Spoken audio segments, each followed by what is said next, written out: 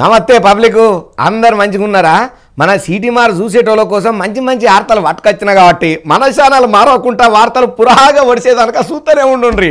సరే, మరిగా వార్తలు సాల్వ్ చేసే కంటే ముందుగాల కొన్ని హెడ్లైన్స్ ఉంటాయి కదా, ఆ వీటితోనే షురు చేద్దాం. చలో హెడ్లైన్స్. ప్రధాని మోడీ సారు పర్యటించిండు వాయనాడులో, దవాఖానకు పోయి పరామర్శించిండు బాధితుల.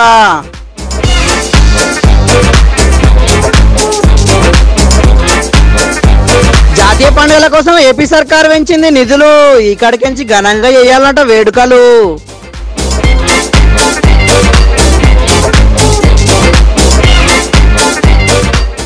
జేసీ ప్రభాకర్ రెడ్డి సార్ అయ్యిండు సీరియస్, ఇసుక తీసుకపోతే ఇస్తాడట పనిష్మెంట్.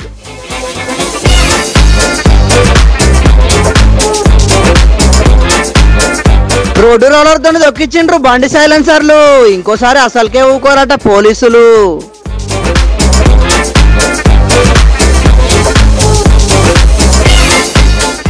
రెచ్చిపోతున్నారు దొంగ భక్తులు, ఎత్తుకపోతున్నారు అమ్మవార్ల సొమ్ములు.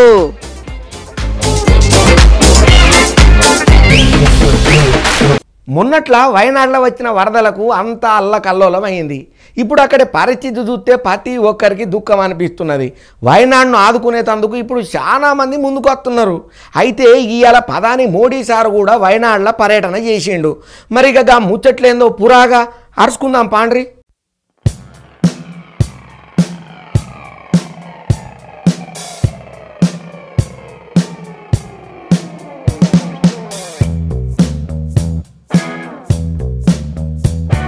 వయనాడు వరద బాధితులను కలిసి వాళ్ళని పరామర్శించేందుకు ఇలా ప్రధాని మోడీ సారు ఢిల్లీ నుంచి కేరళ రాష్ట్రంలో ఉన్న కన్ననూరు విమానాల డిపోకు పోయిండు.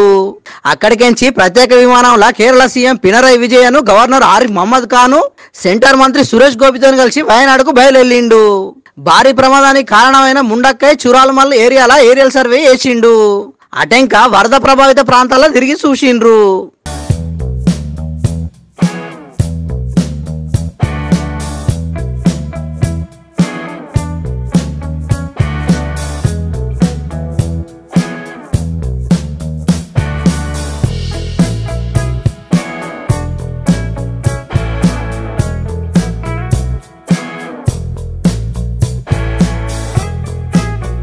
ఇక ఆడి నుంచి పోయి వరద ఉధృతికి గాయాల పాలై దవాఖానాలో చికిత్స తీసుకుంటున్న బాధితులను పరామర్శించిండు మోడీ సారు.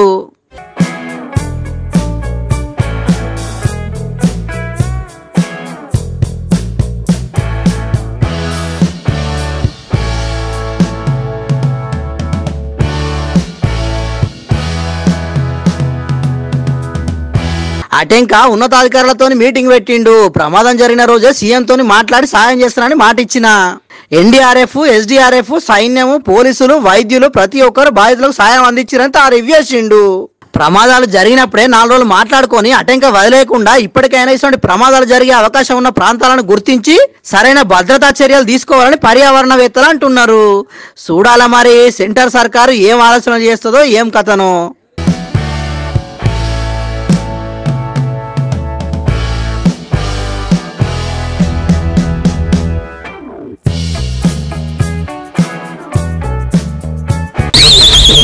స్వతంత్ర దినోత్సవం, గణతంత్ర దినోత్సవాలను దేశమంతటా మస్తు సంబరంగా జరుపుకుంటారు. అన్ని సర్కారు ఆఫీసులల్లో జాతీయ పండుగల యాళ్ళ కార్యక్రమాలను ఘనంగా చేస్తుంటారు. ఇక వీటి కోసం ప్రభుత్వాలు నిధులు కూడా మంజూరు చేస్తాయి. ఏపీలో ఇదివరకు ఎన్ని నిధులు వచ్చినాయో చాలా మందికి తెలియదు. దాని గురించి తెలిస్తే పక్కాగా షాక్ అవుతారు. అగ్గో గదేంది ముచ్చటని అంటారా? నేనెందుకు చెప్పుడు, మీరే చూసుకొని రాపోండి.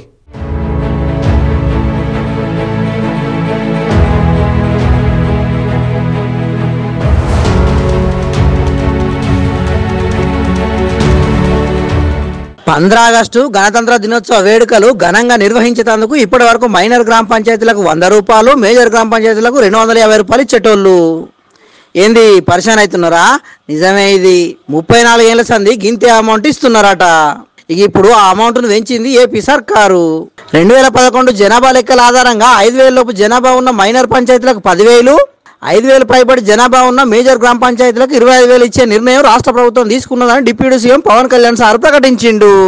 గత 1990 నుంచి ఇప్పటిదాకా ఎప్పుడు మన 15 ఆగస్టు పండుగ జరపడానికి ఇప్పటిదాకా నిధులు ఇప్పుడు సమకూర్చలేదు. చాలా నామకే వాస్తే నామమాత్రంగా ప్రతి పంచాయతీకి, చిన్న పెద్ద పంచాయతీలకి 100 రూపాయలు, చిన్న పంచాయతీలకి, పెద్ద పంచాయతీలు 250 రూపాయలు చొప్పున ఇచ్చేవారు. జెండా పండుగ నిర్వహించాలంటే వాళ్ళకి ఇచ్చే డబ్బులు 100 రూపాయలు, 250 రూపాయలు. ఈ రివ్యూ మీటింగ్స్ లో మాకు తేలింది ఏంటంటే 100 రూపాయలకి 250 రూపాయలకి 13,326 పంచాయతీల్లో ఏం చేయగలరు? ప్రతి ఒక్క పంచాయతీలో సర్పంచులు తలెత్తుకొని సగౌరవంగా జెండా వందనం చేసేలాగా రాష్ట్రంలోని ఎన్డీఏ ప్రభుత్వం నిర్ణయం తీసుకుంది.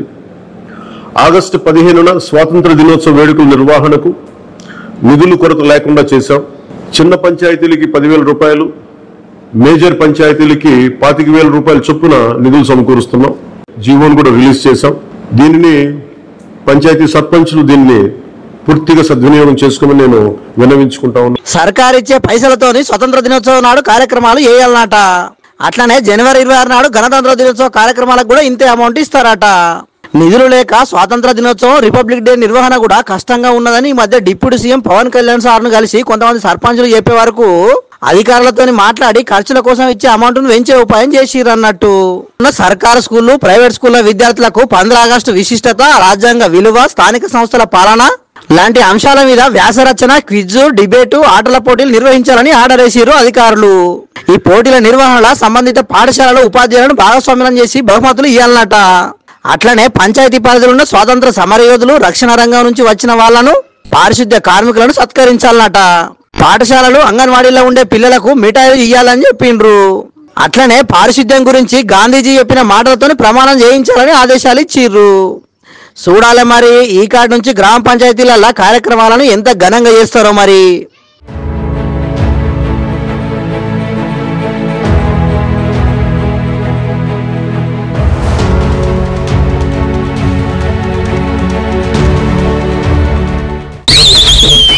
ఏపీలో దేని మీద ఎంత రాజకీయం నడుస్తున్నదో కానీ ఇసుక మీదనైతే మస్తు రాజకీయం నడుస్తున్నది.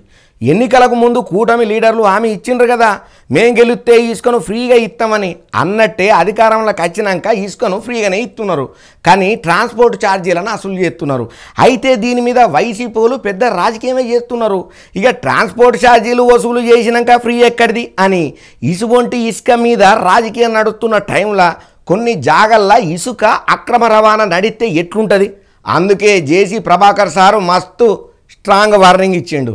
దయచేసి చెప్తున్నా, ఇసుక విషయంలో మానుకోండి అందరూ. ఎవడైనా సరే, నా బంధువైనా సరే, నా మిత్రుడైనా సరే, నా స్నేహితుడైనా సరే, నాకు ప్రాణాలు ఇచ్చిన వాళ్ళైనా సరే, ఇసుక విషయంలో మానుకోండి. చూసిండ్రా? దయచేసి అని ప్రాధేయపడుకుంటా జేసీ ప్రభాకర్ రెడ్డి సారు ఎట్లా ఇసుక విషయంలో మానుకోండ్రి అని అంటుండో, మరి ఇంత మానుకోండి అని సారు బతిలాడుతుండనంటే కొందరు ఇసుక విషయంలో నేను ఒప్పుకోను, నా దగ్గర లిస్ట్ అంతా ఉంది. అర్థమైందా? కొందరు అక్రమంగా ఇసుక రవాణా చేస్తున్నారట. 40 మంది పేర్ల లిస్టు కూడా ఉన్నదట. అందుకే సార్ వాళ్లకు వార్నింగ్ ఇచ్చుకుంటా మానుకోండ్రి అని చెప్పిండు. కొందరు అంటున్నారు, ఏమయ్యా మాకు స్టోర్లు ఆ సారా ఏంటో ఇచ్చినారా పనిచేసేది, అవి ఇస్తే చాలు అనుకుంటున్నారా అన్నారంట. ఏమో చెప్పండి, ఏ నది అంతా ఇచ్చేయాలనా మీకు? నది ఇచ్చేస్తాంలే. ఇట్లా నది అంతా ఇచ్చేయాలనా అని గట్టిగా చెప్పుకుంటేనే పార్టీ కోసం కష్టపడ్డోళ్లను ఆదుకోవాల్సిన బాధ్యత నా మీద ఉన్నది, ఆదుకుంటా అని భరోసా ఇచ్చిండు. నాతో కష్టపడిన వాళ్ళకి 100% చేస్తా, 100%. ఎస్పెషల్లీ మా కౌన్సిలర్ మటుకు వదిలేదు, వాళ్ళని నాతో పాటే ఉంటారు. నమ్మినోళ్ళను ఆదుకుంటా, కానీ టిప్పర్లు పట్టుకొని అయితే ఇసుక కాడికి ఓకుండ్రని చెప్పిండు. కాదు కూడదని పోతే ఏడాది లోపలేపిస్తా అని గట్టిగానే మాస్ వార్నింగ్ ఇచ్చిండు. మరి వీళ్ళే ఫ్రీ అని చెప్పి వీళ్ళు అధికారంలో ఉండంగానే అక్రమ రవాణా నడుస్తున్నది. ఇసుక అంటే మళ్ళా పక్కపాటోళ్ళు ఎగబడరా? అందుకే ముందుగా జాగ్రత్త పడ్డట్టున్నాడు జేసీ సారు. కానీ కడుపులున్నది కుండ బాధలు కొట్టినట్లు మాట్లాడాలంటే జేసీ సార్ తర్వాతనే ఎవరైనా పోండ్రి.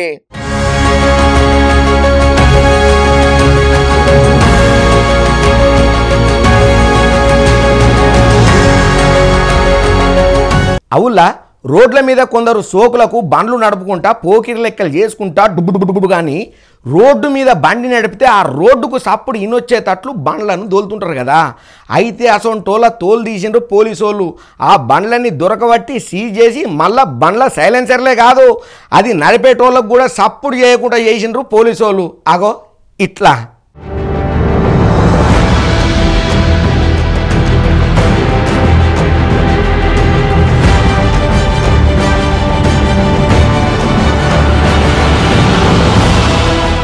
అడ్డడ్డ వారే వా మంచి పని చేసిండ్రు పో.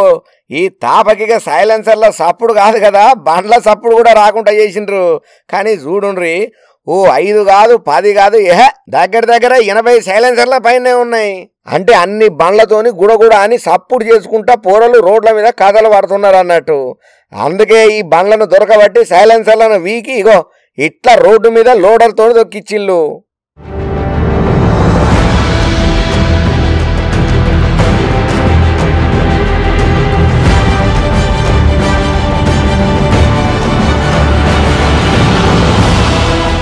ఇవి ఇప్పుడు పాత సామానికి వేసిన పనికి రావు పో. మరి లేకపోతే ఇట్ట చేస్తేనే బుద్ధి వస్తుంది వీళ్ళకు. అరే ఈ సప్పుడు వచ్చే బండ్లు పట్టినోళ్ళు ఆగుతే కదా సందులో కూడా అని బండికి రేసింగ్ ఇచ్చుకుంటా గాల్లో ఓనిచ్చినట్టే చేస్తుంటారు. అట్లా ఓనిచ్చి ఎంతో మంది పానాలు తీసుకున్నా ఇంకా కొందరికి సిగ్గత్తనే లేదురా నాయన. అరే వాళ్ళ పానాల కాలు పోతారా నాయన అని అంటే వీళ్ళు చేయబట్టి ఎంతో మంది అమాయకు పానాలు పోతున్నాయి రోడ్ల మీద. అందుకే నల్గొండ పోలీసులు క్లాక్ టవర్ దగ్గర 80 బైకుల సైలెన్సర్లను సప్పుడు రాకుండా దొక్కిచ్చిండ్రు. ఇట్లా చేస్తేనే బుద్ధి వస్తుంది. కానీ చూస్తున్నారా పోరలు పెద్ద పెద్ద సప్పుడు వచ్చే బండ్లు నడుపుకుంటా కథలు పడితే ఇంకో పోలీసులు ఇట్లా కటింగ్ చేస్తారు. ఇక మీ ఇష్టం మరి అన్నట్లు సార్లు ఇట్లా సైలెన్సర్లు తీసినా మళ్ళా వాళ్ళకి ఇట్లా పెట్టుకుని 2 మలకల దొరికితే మాత్రం అస్సలే ఇడ్సకుండ్రి. బండిని మాత్రం గుంజుకొని పోయి లోపల వెయ్యుండ్రి. ఆ సప్పుడు చేయబట్టి రోడ్ల మీద రోత అవుతున్నది.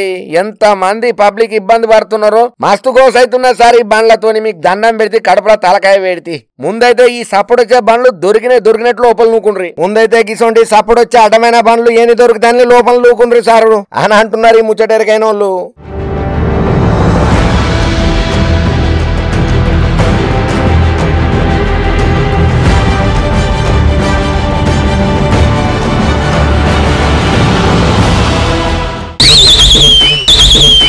అబ్బబ్బబ్బబ్బా ఏం భక్తి.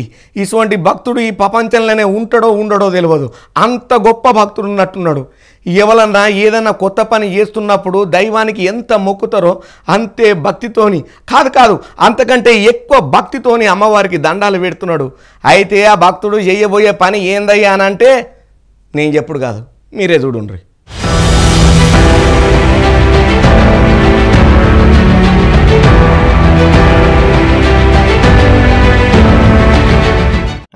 చూసిండ్రా అందరి లెక్కన కాకుండా అమ్మవారి గర్భగుడి లోపలికే పోయి అమ్మవారికి దగ్గరుండి ఎట్లా మొక్కుతుండో.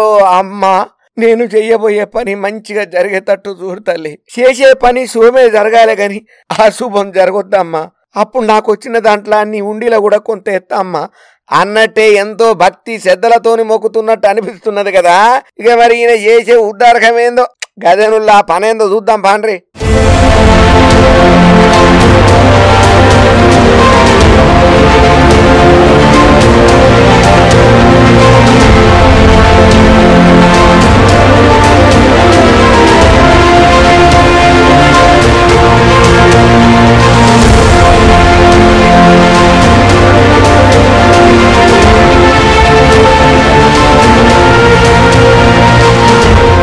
ఊరిని లాత్కోరు ముఖంలో నా మన్ను కొడితే ఇంతసేపు మొక్కింది నేను చేసే దొంగతనం మంచిగా జరగాలే ఎవరికి దొరకొద్దనా?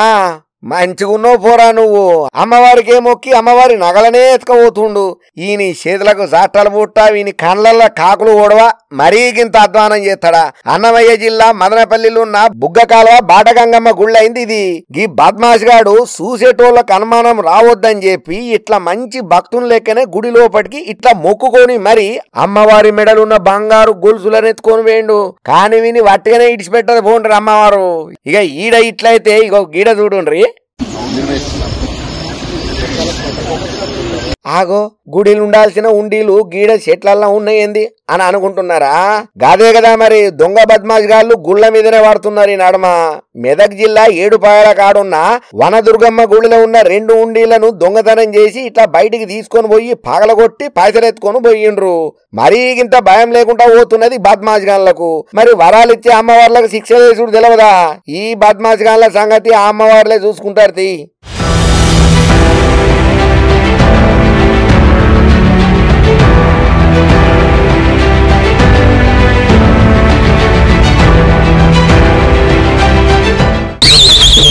అబ్బా ఈ రాము లేకుండా వార్తలు చెప్పే వరకు మస్తు దూపైతున్నదుల్లా.